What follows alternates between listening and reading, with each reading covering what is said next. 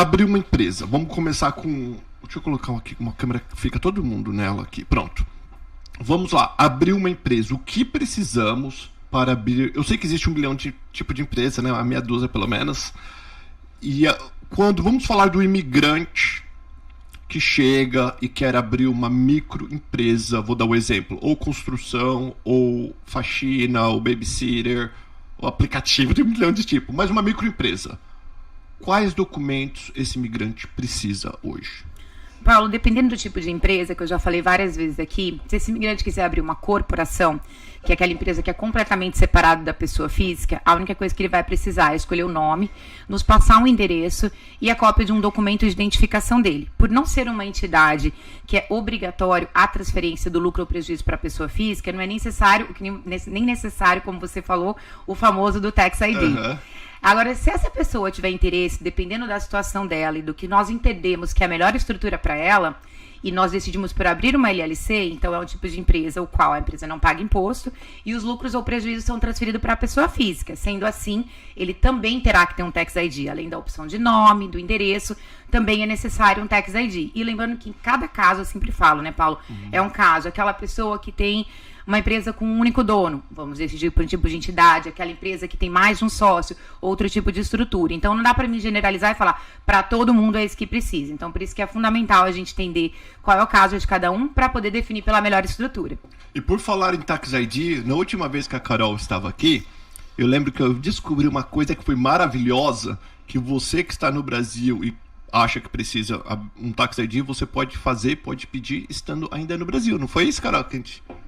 É isso mesmo, Paulo. Hoje, a pessoa estando no Brasil, a gente trabalha com um sistema de notorização remota. Então, a gente faz o reconhecimento do passaporte sem a necessidade de vocês estarem aqui presentes nos Estados Unidos. Então, a gente precisa mandar uma lista de documentos, a pessoa assina uma procuração digitalmente também. Nós preparamos toda a documentação e enviamos para essa pessoa também para assinatura digital. E depois, no final de tudo, a gente faz a notorização, ou seja, o reconhecimento do passaporte online. Muito legal. Então, ó, já lembra, se todo mundo precisa. Aí depois é outra conversa, não sei para que o povo precisa. Todo mundo precisa, mas é bom ter, eu acho. Vamos falar da microempresa. Existe diferença. Vamos falar por um dono só, uma pessoa, para falar do mesmo. Existe diferença quando eu abro uma empresa de piscina e quando eu abro uma empresa de limpeza? Quer responder, Adri? Pode ser. Vai, Adri. Então, quando você abre uma empresa de piscina... Fala depois de um pouquinho o microfone. É na frente que a gente faz. Não vou nem falar que a Adriana chegou atrasada e não deu tempo de mostrar pra ela, tá? Vamos lá, Adri. Meu Deus.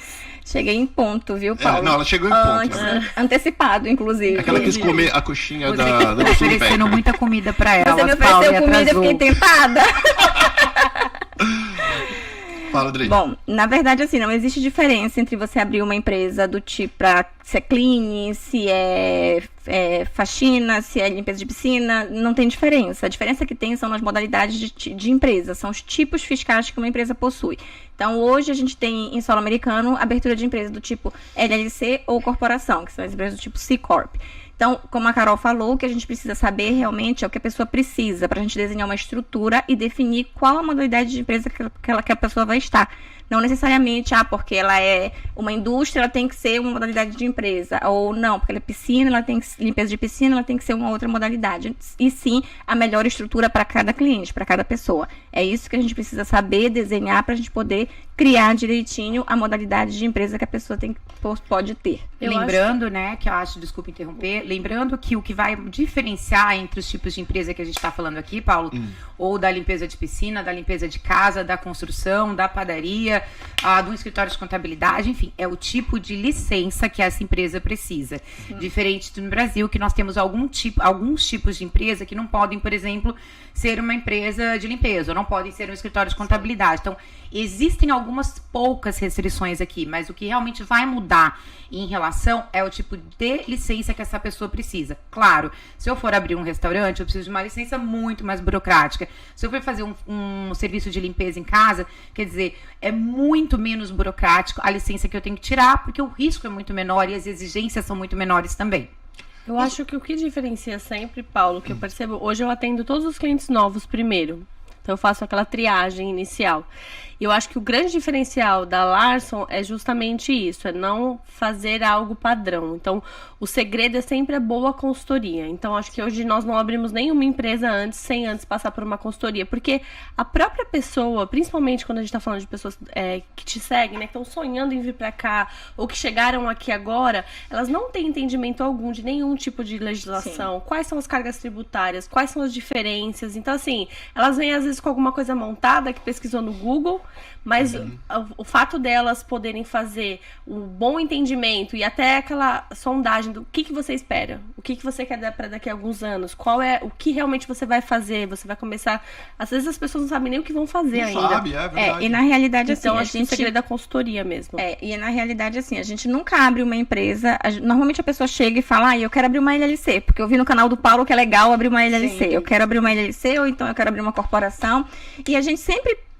Antes de abrir, de decidir que vai abrir, a gente sempre... Não, vamos conversar. Você sabe o que é uma empresa? Você sabe como é que funciona? Exato. E explica tudo pra pessoa. Até exatamente pelo que a Bia falou, pelas expectativas que a pessoa cria. Porque às vezes a pessoa imagina que, eu vou abrir minha empresa, eu vou trabalhar final do ano, ou daqui a 2 anos, daqui a 1 ano, eu vou voltar lá no escritório pra saber o que essa empresa tem e o que essa empresa vai precisar fazer. Só que a gente, na Larson, a gente trabalha exatamente com isso. Uma educação preventiva, até pra pessoa saber no próximo ano quais são as obrigações dela, para que ela não fique somente abriu a empresa, daqui a 2, 3 anos vai perguntar o que precisa fazer.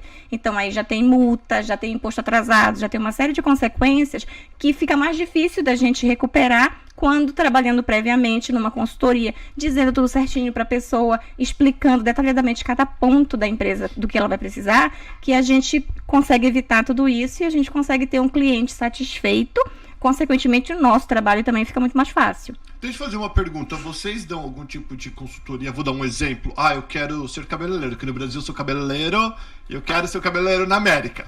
Só que a gente sabe que para ser cabeleireiro aqui precisa de uma licença que é uma profissão regulamentada. Exato. Então, eu vou precisar talvez da LLC, mas a licença que for. Vocês explicam, vocês fazem esse tipo de consultoria que fala qual licença precisa para aquele tipo de negócio que eu quero abrir? É exatamente o que a gente mencionou agora, né? O que vai diferenciar uma empresa da outra é realmente o tipo de licença. Então, às vezes a gente recebe clientes que, porque procurou no Google, abriu uma LLC, começou uma atividade, achando que era uma atividade que não era regulamentada e depois descobre que é. Então, se eu começar a citar exemplos de pessoas que já abriram clínicas de estética sem saber que precisava de uma licença, pessoas da área de construção, tem algumas licenças na área de construção, como a questão do telhado, a questão de eletricidade, ar-condicionado, não pode fazer sem licença estadual, e as pessoas, por falta de informação, ou pelo Mr. Google, sempre falar, o melhor tipo de empresa é a LLC, então a pessoa já tem com a estrutura formada, 1 ano depois, aí durante aquele primeiro atendimento, a gente vai reconhecer todos os erros, vai reconhecer tudo que pode ser feito para melhorar,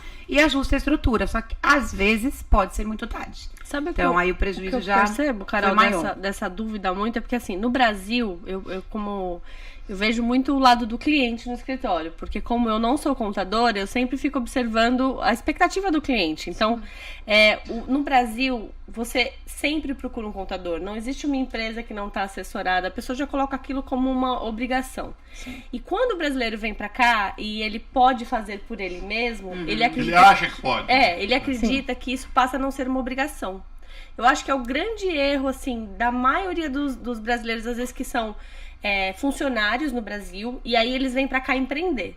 Quando eles vêm pra cá empreender e eles acreditam que por eles poderem fazer eles mesmos, eles não precisam desse acompanhamento, acho que dos livros contábeis, né, Carol, que a gente fala muito, do bookkeeping, que é aquela contabilidade mensal, e esse suporte todo, ele erra muito, porque parece que é simples, e é simples, a burocracia ela é menor, mas não significa que não tenha a complexibilidade do conhecimento, de saber fazer, de começar certo. E os prejuízos, eles são absurdos e os riscos são muito grandes. Então, eu vejo muito cliente chegando no escritório com uns pepinos gigantescos, assim. Um exemplo que a gente pode citar é aquela questão da pessoa que tem uma empresa aqui, ou aquela pessoa, melhor dizendo, que é residente fiscal e tem uma empresa no Brasil. Se existiu algum tipo de transação entre a empresa do Brasil e a empresa daqui, ou um sócio do Brasil e daqui, existe um formulário que tem que ser enviado para a Receita, que se não for, Paulo, a multa é de $10 mil. Então, um formulário, né? Eu estou falando do 5471 e do 5472. Existem outros que a multa pode chegar a $50 mil. Ah, mas é uma folhinha de uma página e vocês vão me cobrar mesmo, né, Carol? Pode cobrar $1.000 para preencher. Você sabe quanto tempo tem alguns formulários desses quando a gente envolve transações fora dos Estados Unidos? Quanto tempo a gente demora para fazer um formulário desse? Tem um formulário que a gente demora 40 horas para preencher um formulário, Paulo. Da complexidade da fórmula do cálculo desse formulário. Então, esse tipo de coisa que a gente vê que é muito comum acontecer, porque o brasileiro fala, mas aqui eu não sou obrigado a ter contador. Na verdade, isso não é mentira, só que se você cair numa auditoria, você vai ter que ser representado. Número 1. Número 2, você pode estar pagando muito mais imposto do que você precisa. E número 3, você pode estar sonegando sem saber, por desconhecer como é a lei fiscal. Então, é muito importante você ter um acompanhamento de um profissional qualificado para passar esse tipo de informação, para que você tem que ser penalizado futuramente por causa de uma coisa uma mensalidade que você estaria gastando com um escritório de contabilidade qualificado seria bem menor do que a penalidade que você vai sofrer depois. Muito menor. Eu vou dar outro exemplo para você com minhas palavras. Se você estiver doente, você não precisa de um médico de forma alguma. Você pode sair perguntando para tua mãe, para tua avó, para teus vizinhos. Eles vão te dar alguns remédios para você tomar. Agora, se você tomou errado, aí vai existir a consequência. É um risco que cada um deve tomar. Então, quando você estiver doente, procura um médico. Se tiver problema legal, procura um advogado. Precisa de contabilidade, de negócios, um contador. E assim vai. Usar profissional não é gastar, faz parte do negócio que você está fazendo. Se você não quiser usar, é um risco que às vezes pode custar muito caro. A mesma coisa do médico.